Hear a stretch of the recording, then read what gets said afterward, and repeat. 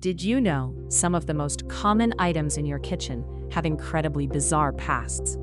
Imagine reaching for a familiar bottle, not for flavor, but for a cure. Because in the 1830s, ketchup wasn't just a condiment, it was a widely prescribed medicine, believed to tackle far more than just indigestion.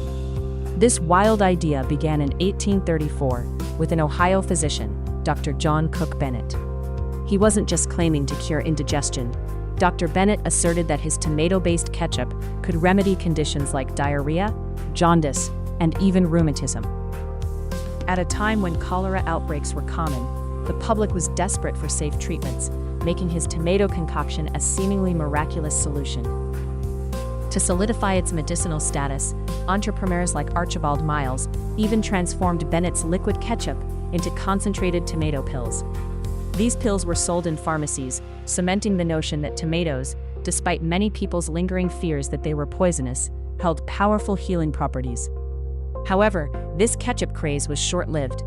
The booming market attracted fraudulent copycats who sold pills with no actual tomatoes, often containing just laxatives, and made outlandish claims, even promising to cure broken bones.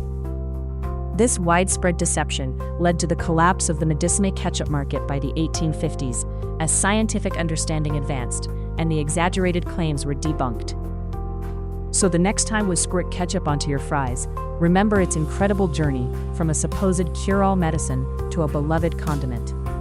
It was only later, with innovations by companies like Heinz in the late 19th century, that ketchup was perfected and firmly established as the tangy culinary staple we know today. Want to learn more fascinating facts that will blow your mind?